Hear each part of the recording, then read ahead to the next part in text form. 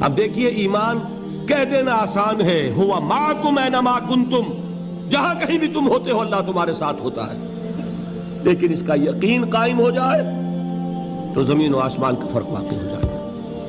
یہی بات ہوئی حضور کے ساتھ۔ غار ہے، چھپے ہوئے ہیں محمد الرسول اللہ اور آپ کے وہ یار غار ابو بکر صدیق رضی اللہ تعالی عنہ۔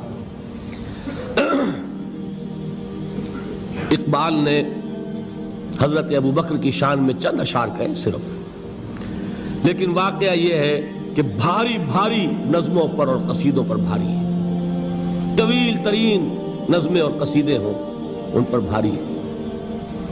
ہمت ابو بکر کی ہمت جو ہے، کشت ملت را جو ابر، جیسے بارش سے کھیتی اپجتی ہے، ابو بکر کی ہمت اور عزیمت اس امت کو اسی طرح سینچنے والی ہے۔ ثانیے اسلام و غار و بدر و قبر، وہ دوسرے تھے اسلام میں، دوسرے پہلے کون تھے؟ انا اول المومنین، حضور فرماتے ہیں سب سے پہلا ایمان لانے والا میں، دوسرے ابو بکر۔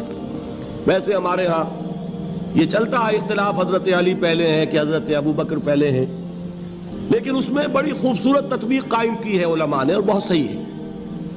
چار کے بارے میں فیصلہ ہی مت کرو کہ کون پہلے ہے، ان کی ایک عجیب تقسیم کر دی ہے۔ آزاد مردوں میں، بالغ مردوں میں سب سے پہلے ابو بکر، بچوں میں سب سے پہلے علی، خواتین میں سب سے پہلے خدیجہ، اور غلاموں میں سب سے پہلے زید ابن حارثہ۔ بڑی پیاری تقسیم ہے، یہ چاروں ہی پہلے ہیں، ہر ایک کے لیے اولیت ہے۔ اور واقعہ یہ ہے کہ اگر زمانی اعتبار سے تعین ہوگا تو پہلے خدیجۃ الکبریٰ آئیں گی رضی اللہ تعالی عنہ، کسی اور سے بات کرنے کی نوبت بعد میں آ سکتی ہے، پہلے تو اہلیہ محترمہ سے بات ہوئی، آتے ہی پہلی وحی ہوئی ہے، ابھی تبلیغ کا حکم نہیں تھا، کس کو بتایا واقعہ؟ ابھی اپنی نبوت کی تبلیغ کا تو حکم ہی نہیں آیا، واقعہ کس کا ہے؟ وہ خدیجہ کا ہے۔ جب کہا ہے کہ خشیت علی نفسی، مجھے اپنی جان کا اندیشہ ہے، تو کیا جواب دیا خدیجہ نے رضی اللہ تعالی عنہا؟ وہ صدیقۃ الکبریٰ ہے، صدیقات جو ہے خواتین ان میں چوٹی پر خدیجۃ الکبریٰ ہے رضی اللہ تعالی عنہا، اور صدیق جو مرد ہیں ان میں صدیق اکبر ہے ابو بکر صدیق رضی اللہ تعالی عنہ، لیکن صدیقات میں چوٹی پر۔ جب حضور نے فرمایا خشیت علی نفسی، کیا فرمایا، کیا عرض کیا، کیسے تسلی دی؟ نہیں نہیں، اللہ آپ کو ضائع نہیں کرے گا، آپ غریبوں کے ہمدرد ہیں، آپ مساکین کے تکالیف رفع کرنے والے ہیں، آپ بیواؤں کی سرپرستی کرتے ہیں، آپ مسافروں کی خدمت کرتے ہیں، اللہ آپ کو ضائع نہیں کرے گا۔ یہ یقین ہے اس خاتون کے اندر۔ خیر وہ ایک علیحدہ بات ہو جائے گی۔ میرے دل پر حضرت خدیجہ رضی اللہ تعالیٰ عنہ کی شخصیت کا بڑا گہرا نقش ہے، جو وہ کوئی اور ہی وقت اور موقع ہوا تو بیان ہوگا۔ بہرحال اقبال نے ایک مصرے میں جو چار اولیتیں جمع کر دی ہیں، ہمت او کشت امت را چو ابر، ثانی اسلام و غار و بدر و قبر۔ اسلام میں حضور کے بعد پہلے کون؟ ابو بکر۔ غار میں حضور کے ساتھ کون؟ ابو بکر۔ بدر کی رات اللہ کا رسول سر بسجود، وہ جھاڑ، وہ گھاس پھوس کی جو جھوپڑی بنائی گئی تھی، اور وہاں تلوار ننگی لے کر پہرا دینے والا کون؟ ابو بکر۔ اور اس حجرہ عائشہ میں محمد کے بعد سب سے پہلے دفن ہونے والا کون؟ ابو بکر رضی اللہ تعالی عنہ وصلی اللہ علیہ وسلم۔ وہ جو معاملہ میں سنا رہا تھا غار ثور کا، حضرت ابو بکر بھی حضور کے خیال سے لرز گئے ہیں۔ آپ کو یاد ہوگا کہ جا کر پہلے تمام جتنے سوراخ تھے انہیں بند کیا ہے، ایک سوراخ رہ گیا تھا جس کو بند کرنے کے لیے کوئی کپڑا نہیں تھا، وہاں اپنی ایڑی رکھی ہے، تب کہا ہے حضور سے تشریف لائیے، اور اپنے زانو پر حضور کو لٹایا ہے، اور وہاں کسی موذی جانور نے کاٹا ہے، حضور کی آنکھ لگ گئی تھی. اس وقت اس بل کے اندر جو بھی بچھو ہے کیا ہے واللہ عالم اس نے کاٹا ہے، اس کی تکلیف کی وجہ سے ابو بکر کی آنکھوں سے آنسو ٹپک گئے. حضور کے چہرے مبارک پر پڑے ہیں تو حضور جاگے ہیں. معاملہ کیا ہے؟ ایڑی نہیں ہٹائی وہاں سے، مبادا وہ جانور وہاں سے نکل کر محمد الرسول اللہ کو کوئی گزن پہنچا دے. ابو بکر کی ایڑی ہے، جس طرح چاہے کھا لے، ختم کر دے، جان نکل جائے تب کوئی آنچ آئے محمد پر تو آئے، لیکن جیتے جی نہیں. وہ ہے ابو بکر. حضور کے خیال سے اس وقت حضور نے پھر اپنا لعاب دہن لگایا ہے اور اس سے پھر آپ کی تکلیف ختم ہوئی. جیسے خیبر میں حضرت علی کی آنکھ دکھ رہی تھی، اس کو جو شفا حاصل ہوئی ہے وہ بھی حضور کے لعاب دہن سے ہوئی. تو بہرحال اس وقت انہوں نے کہا ہے کہ اے نبی یا رسول اللہ، اگر اس وقت ان میں سے کسی نے غیر ارادی طور پر بھی اپنے قدموں کی طرف جھانک لیا تو پکڑے جائیں گے. کیا جواب تھا اللہ کے رسول کا؟ لا تحزن ان اللہ معنا. اللہ ہمارے ساتھ ہے، کیوں گھبراتے ہو ابو بکر؟ یہ ہے ایمان باللہ. میرا مالک اللہ، میرا رازق اللہ، میرا محافظ اللہ، میرا مددگار اللہ، میرا پشت پناہ اللہ، میرا دوست اللہ. یہ دوستی ہے اللہ کی جو لب لباب ہے، حاصل ہے ایمان کا. اسی کا نام ولایت ہے. اولیاء اللہ کے سروں پر سینگ نہیں ہوتے. جس کے دل میں ایمان راسخ ہو چکا ہو وہی اللہ کا ولی ہے. جسے اللہ پر یقین ہو چکا ہے وہی اللہ کا ولی ہے. جسے یقین ہے اللہ میرے ساتھ ہے، میرا مددگار، میرا پشت پناہ، میرا ساتھی، میرا دوست، میرا محبوب، میرا محب. اللہ اہل ایمان سے محبت کرتا ہے. واللہ یحب الصادقین.